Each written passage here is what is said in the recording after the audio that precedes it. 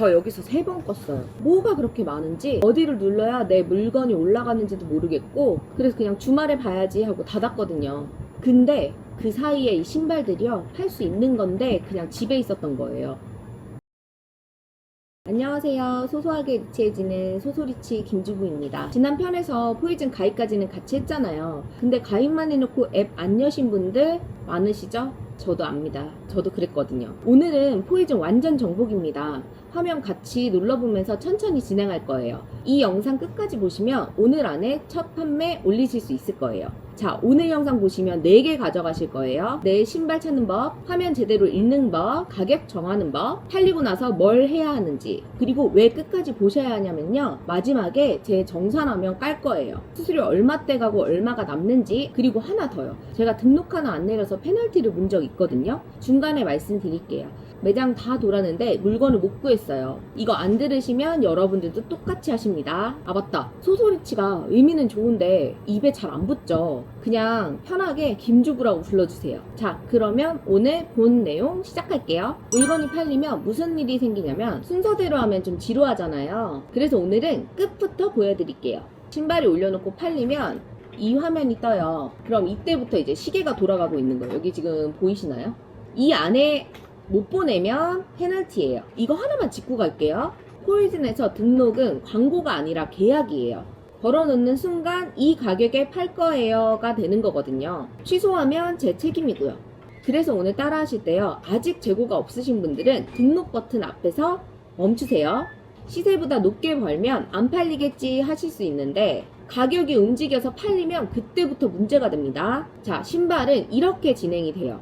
발송, 입고, 상품 일치, 상태 확인, 정품 감별, 격, 정산. 여기서 하나만 걸려도 신발은 돌아오고 돈은 안 들어와요. 그럼 안 걸리려면 어떻게 해야 하냐? 지금부터가 본론이에요. 물건 올리기 전에 30초만 쓰시면 방금 그런 사고 안 나요. 자, 확인하실 거 6개예요. 이렇게 지금 실물이 내 손에 있나, 품번이랑 색상 코드는 맞나, 그리고 사이즈 표기 확인, 구성품이랑 박스는 어떤가, 정상금 기준으로 남나, 그리고 이 신발이 지금 어디 걸려있나. 앞에 5개는 뒤에서 하나씩 볼 거고요. 마지막 거는 이게 아까 말씀드린 그 제가 실수한 건이에요. 아, 근데 먼저 하나 짚고 갈게요. 크림이랑 포이즌에 같이 걸어놓는 거 다들 하세요.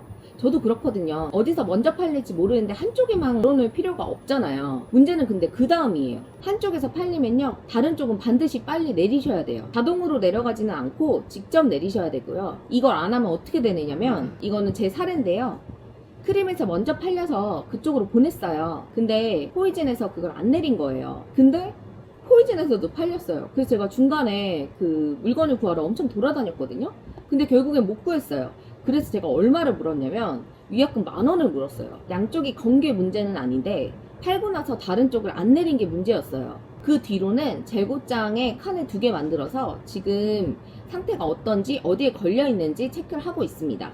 그리고 6개 중에 사실 제일 중요한 건 첫 번째 거예요. 내가 매입할 물건은 재고가 아닙니다. 장바구니에 담아둔 것도 재고가 아니고 매장에서 봐둔 것도 재고가 아니에요. 내 손에 있고 내가 상태를 확인한 것만 재고입니다.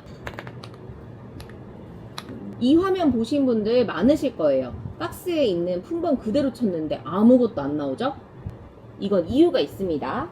보이세요? 라벨에 적힌 게 품번 하나가 아니라 품번과 색상 코드가 같이 적혀 있어요.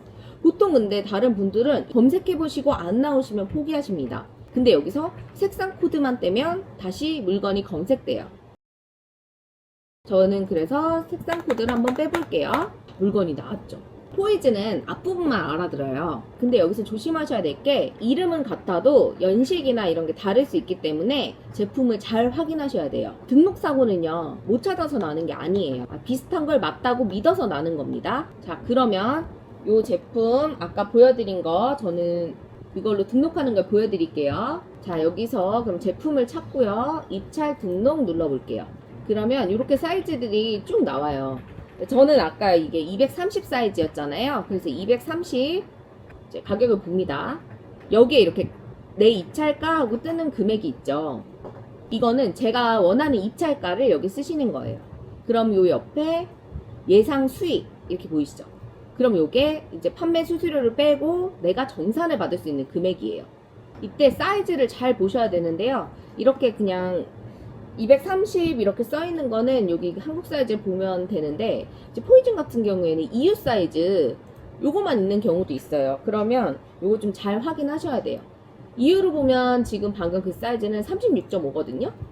똑같이 금액이 같죠? 그럼 이렇게 선택을 하고 요 밑에 입찰 버튼 누르면 입찰이 완료됩니다.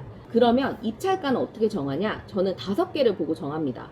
지금 최저가가 얼마인지, 최근에 얼마에 팔렸는지, 그리고 거래량, 그리고 내 앞에 몇 개가 있는지, 내 손익선이 어디인지 확인을 합니다. 최저가부터 깨는 게 꼭 방법은 아니에요. 손익선 위에 걸어놓고 반응을 보시면 돼요. 내 앞에 몇 개 있는지는 꼭 보셔야 됩니다. 가격을 자동으로 조정해주는 기능도 있는데요. 그 기능이 뭐냐면 여기 입찰가 자동 조정 보이시나요? 여기 클릭을 하시면 이렇게 활성화가 되고요. 여기에 구매자 페이지 노출 보장 이걸 누르면 최저 입찰가, 내가 지금 63,000원에 걸었지만 내가 최저 얼마까지 입찰을 하겠다, 이 금액을 설정하는 거예요. 예를 들어 저 같은 경우에는 이 상품을 3만원에 사오거든요. 그럼 지금 18,000원에 마진이 있죠. 그냥 부가세 환급 이런 부분 제외하고 18,000원에 지금 마진이 있으니까 한 8,000원까지는 낮춰 볼 수 있겠죠. 예를 들어 만원 마진은 내가 가져가겠다. 55,000원까지 이렇게 쓰면 내가 입찰을 63,000원 했지만 알아서 조정 너가 해, 대신 내 마지노선은 55,000원이야, 이런 뜻으로 보시면 돼요.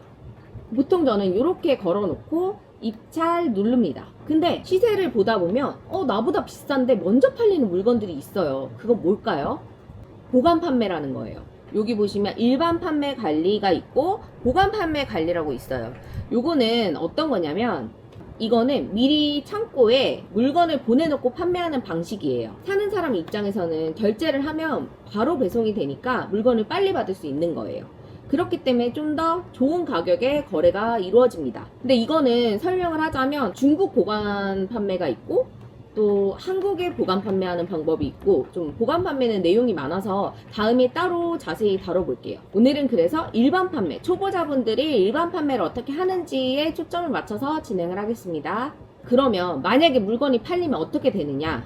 지금 이거는 제 화면인데요. 발송 대기 들어가 보면 이렇게 팔린 물건들이 쭉 나와요. 그럼 이제 여기에 처리 기한이라고 나오거든요. 요 처리 기한은 뭐냐면 발송 마감까지 남은 시간이에요. 만약에 발송 이렇게 눌러보면 3가지 방식이 있어요. 플랫폼 제휴택배, 이거는 그쪽에서 수거를 해가는 방식이고요. 포이즌 창고로 직접 방문 배송, 이거는 직접 갖다 주는 거예요. 선호 택배사 배송, 이거는 일반 저희가 택배 보내는 거랑 같은 거예요. CJ를 선택해서 내가 CJ 송장번호를 넣을 수도 있고 롯데택배를 사용할 수도 있고, 택배를 등록하셨으면 예를 들어 이렇게 택배사 선택하시고 운송장 번호 누르시고 그 다음에 확인 버튼 누르면 돼요. 여기 배송지 보이시죠? 제가 말씀드렸잖아요. 포이즌이 저희 중국 해외에 판매하는 거지만 한국의 주소지로 저희는 보내면 됩니다. 그래서 택배비가 해외 배송이라 비싸지 않나요? 이런 걱정 안 하셔도 되세요. 그리고 아까 말씀드린 거 2가지 같이 상품을 올리셨다면 포이즌에 판매가 이루어지면 크림은 내리셔야 돼요. 주문이 항상 정상까지 가는 건 아니에요. 4가지로 주문이 깨지기도 하거든요. 구매자가 취소를 하거나 아니면 제가 잘못 보냈거나 상태가 좀 안 되거나 정품성이 갈리거나 이렇게 4가지 때문에 주문이 깨지기도 합니다. 첫 번째는 제가 못 막아요. 구매자 취소는 제가 막을 수가 없죠. 3번째, 4번째는 검수 영역이고요. 제가 막을 수 있는 거는 2번째예요. 실재고만 걸고 발송기한 잘 체크하고 물건이 팔리면 다른 사이트에 올린 것은 내리고, 오늘 배운 게 여기 다 들어가는 거예요. 자, 약속드린 정산화면이에요. 여기서 수수료가 이만큼 빠지고 실제로 통장에 들어온 금액이에요. 정리할게요. 실재고만 올린다. 품번은 이미지까지 확인한다. 판매가 말고 정상금을 본다. 한쪽이 팔리면 반대쪽은 내린다. 이 4개만 지키셔도 첫 판매가 무리 없이 넘어가실 거예요. 그리고 영상은 여기까지가 한계라서요. 실제로 하시다 보면 막히는 게 또 생기실 거예요. 9월에 무료 강의를 하나 열어놨는데 필요하신 분들만 고정 댓글 한번 보세요. 근데 아까 넘어간 두 개 있죠. 보관 판매랑 검수. 다음 편은 검수예요. 뭐가 제일 많이 걸리는지, 걸리면 그 신발을 어떻게 해야 하는지 실제로 보여드릴게요. 보관 판매는 그 다음에 따로 한번 준비를 할게요. 소소하게 리치해지는 그날까지 소소리치 김주부였습니다. 안녕.